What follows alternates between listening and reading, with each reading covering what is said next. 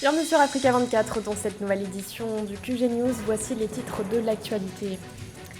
Les Nations Unies préoccupées par la situation humanitaire au Tigré, l'ONU peine toujours à y acheminer de l'aide humanitaire. Des blocages constants et ce malgré la signature d'un deuxième accord avec l'Éthiopie pour la mise en place de missions conjointes d'évaluation humanitaire. La Somalie annonce la rupture de ses relations diplomatiques avec le Kenya. Des accusations d'ingérence politique sont au cœur de cette discorde. Une annonce intervenue au lendemain de la visite officielle du président du Somaliland au Kenya. Et enfin, 100 millions de dollars dédiés à un projet de transformation urbaine.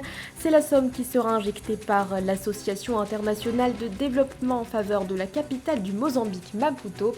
Les détails à suivre dans ce journal. Mais tout d'abord, à l'approche de l'élection présidentielle en Centrafrique, l'ancien président François Bozizé a annoncé son soutien politique à l'ancien Premier ministre Anissé Georges Dologuélé. Une annonce faite ce mercredi 16 décembre à l'issue d'une rencontre entre les deux alliés. L'ancien chef de l'État centrafricain a également précisé qu'il s'agit, je cite, d'une décision du bureau politique Kwanakwa. Rappelons que la candidature de François Bozizé avait été invalidée par la Cour constitutionnelle le 3 décembre dernier, une invalidation finalement acceptée par l'ancien chef de l'État ce 15 décembre.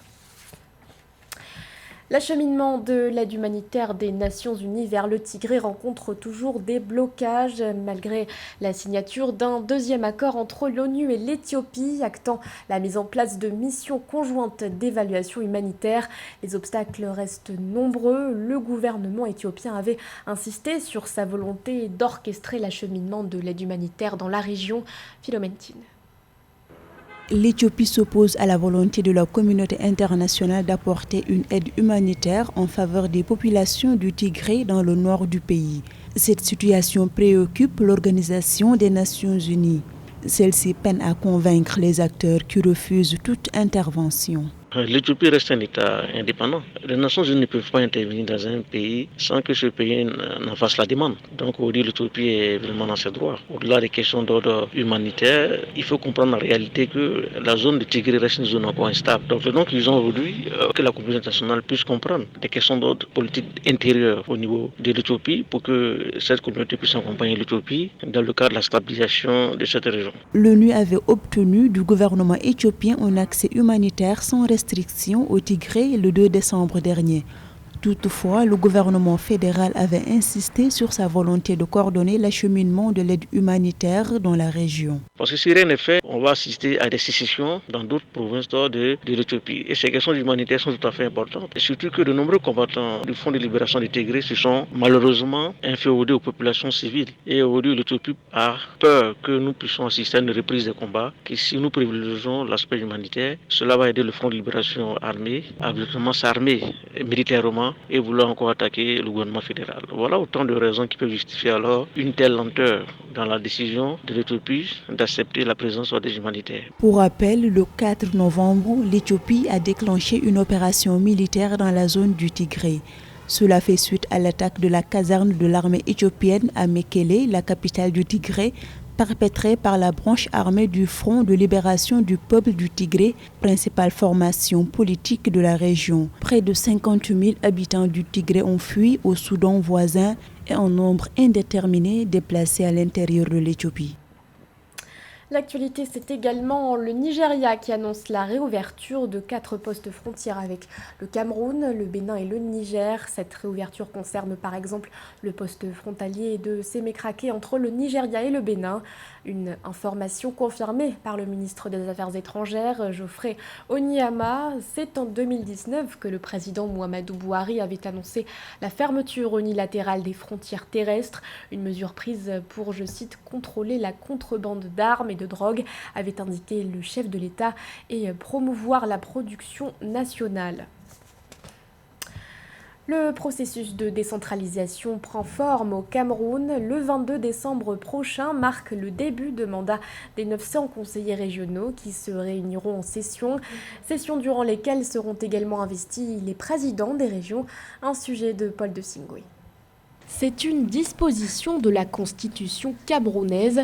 Attendue depuis 1996, la décentralisation a enfin pris corps au Cameroun à la faveur des élections régionales organisées le 6 décembre 2020. Une consolidation des institutions démocratiques qui permettra d'accélérer le développement dans les 10 régions que compte le Cameroun grâce à une gouvernance de proximité en faveur des populations. Mon rêve pour ma région, c'est que cette région devienne la région de référence. La région lumière, la région, compte tenu de ses nombreuses ressources humaines et des capacités techniques que nous pouvons retrouver et des richesses naturelles qui engorgent cette région et le sous-sol, le sol qui est assez fertile, que cette région devienne la région lumière du Cameroun et que jamais nous n'ayons plus à trouver nos enfants sur les routes de l'exode éducatif et que les malades se font soigner tous sur place sans avoir besoin d'une évacuation sanitaire à l'étranger. Au total, 16 partis politiques avaient présenté des candidats pour ces élections régionales. Avec 9 des 10 conseils régionaux à son actif, le RDPC, parti au pouvoir, a largement remporté ce scrutin.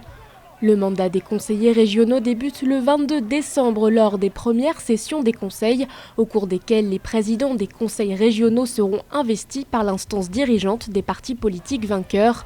Même si cette étape n'est pas élective, dans les différentes régions du pays, plusieurs élites présentent d'ores et déjà leurs projets de société dédiés aux populations locales. Il faut des centres de soins de proximité. Et cela va passer des membres de cet hôpital général de référence de l'Ouest qui va permettre aux populations de la Ménois de savoir que s'ils tombent malades à 2 h du matin, il y a une ambulance qui peut venir le chercher, même dans le sous-quartier. Dites-vous que ce n'est pas parce qu'on n'a pas de l'argent pour se soigner qu'on n'a pas droit aux soins. Tout le monde a droit aux soins. Ces premières élections régionales du Cameroun ont permis l'élection de 90 conseillers régionaux par région, soit au total 900 élus pour un mandat de 5 ans. La Somalie a annoncé la rupture de ses relations diplomatiques avec le Kenya. Une information divulguée par le ministre de l'Information Ousmane Aboukar Doubé lors d'une conférence de presse organisée ce 15 décembre. La Somalie accuse le Kenya d'ingérence politique. L'annonce est intervenue au lendemain de la visite officielle du président du Somaliland au Kenya, Muzebi Abdi. Plus de détails dans ce sujet de Philomène Tine. La Somalie a annoncé la rupture de ses relations diplomatiques avec le Kenya ce mardi 15 décembre. Une décision qui intervient au lendemain de la visite officielle du président de la République autoproclamée du Somaliland au Kenya.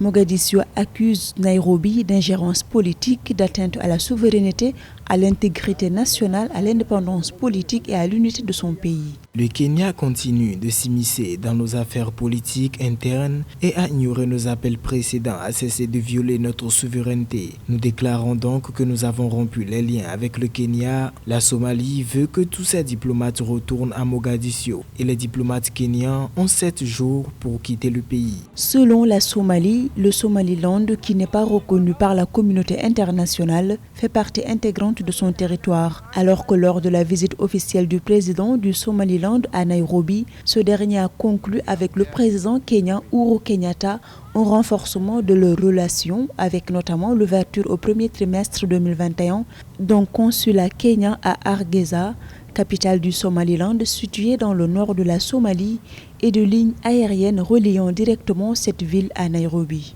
La goutte d'eau qui a fait déborder le vase, c'est non seulement la dernière visite du président du Somaliland, mais c'est l'intervention du Kenya dans l'organisation des élections dans le Jubaland, alors que le gouvernement de Mogadiscio était tout à fait opposé à un tel scrutin. Il est donc urgent pour l'Union africaine d'engager une médiation internationale en vue de rapprocher ces 2 États. Cette visite vient exacerber les relations entre le gouvernement central de la Somalie et le Kenya, qui étaient déjà entachés, entre autres, par la démarcation de leurs frontières maritimes de plus de 100 000 km² riches en gaz et en pétrole. Le projet des 5 zones agricoles à forte productivité se précise au Gabon. Ce 15 décembre, le ministre des Eaux et des Forêts, Lee White, ainsi que le ministre de l'Agriculture et de l'Élevage, bien dit Maganga Moussavou, ont signé 2 conventions, donnant ainsi le coup d'envoi pour l'exploitation des APE, un projet qui permettra non seulement au Gabon de diversifier son économie, mais aussi de créer davantage d'emplois. Lorita Simbou.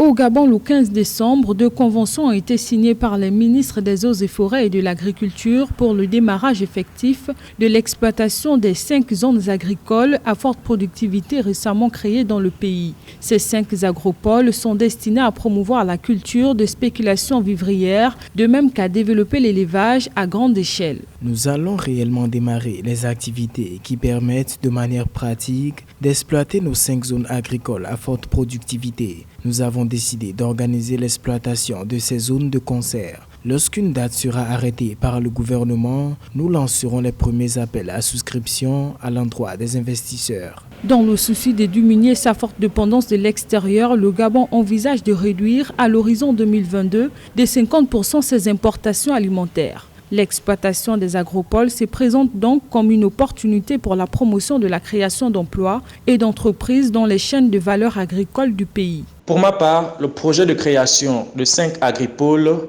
cadre avec les enjeux du développement agricole dans notre pays. Maintenant, à la question de savoir si ce projet qui vient s'ajouter au PADEG et même au projet Graines répondra réellement aux besoins de population, il est difficile de prédire. Qu'à cela ne tienne, avec la volonté politique qui s'impose et la détermination, ce projet devrait pouvoir atteindre ses objectifs. Selon les autorités gabonaises, suite à ces 2 accords, un comité technique sera mis en place dans les semaines à venir pour faciliter la mise en œuvre de ce projet. L'objectif final est de diversifier l'économie gabonaise et de créer de l'emploi dans le secteur agricole. Au Mozambique, le projet de transformation urbaine de Maputo se précise. 100 millions de dollars vont être alloués à sa mise en œuvre. Un financement injecté par l'Association internationale de développement, une des filiales de la Banque mondiale. Cette enveloppe sera notamment dédiée à la construction de la première décharge sanitaire de la ville. Joël Marie Ballot. Le Mozambique va bénéficier d'une subvention de 100 millions de dollars de l'Association internationale de développement. Ce financement, qui vient en soutien au projet de transformation urbaine de la ville de Maputo, sera axé sur les investissements dans les infrastructures urbaines essentielles de la ville et soutiendra aussi la mise en œuvre des réformes municipales. La fluidité issue de la modernisation de la ville de Maputo va contribuer à améliorer le délai de transit des marchandises au port de Maputo. Parce que les marchandises au port de Maputo auront plus d'accessibilité vers les pays voisins et ce transit amélioré va le rendre plus compétitif et va désengorger complètement la ville de Maputo qui est quand même une ville assez dense et qui est une ville où il y a beaucoup de défis dans le domaine des délais de transit. Ce financement est notamment orienté vers la construction de la première décharge sanitaire de la ville, la désactivation de la décharge de Hulen, l'amélioration des programmes pilotes d'inclusion sociale dans le centre-ville et le renforcement des efforts visant à atténuer l'impact économique de la Covid-19. Il faut le savoir, la pauvreté au Mozambique est beaucoup plus rurale, c'est vrai, mais il y a une pauvreté urbaine qu'un assainissement de la ville ou qu'une modernisation de la ville contribuerait à enrayer, contribuerait à réduire et pour permettre à tous les Mozambicains d'avoir accès aux fondamentaux de l'économie. Cette opération cadre parfaitement avec le plan quinquennal du Mozambique ainsi qu'au cadre de partenariat de la Banque mondiale pour l'exercice 2017-2021 qui reconnaît qu'une économie plus diversifiée, durable et résiliente nécessitera des investissements dans l'urbanisation. Ce journal a été réalisé par l'ensemble de la rédaction. Merci de votre fidélité. L'actualité continue sur Africa 24.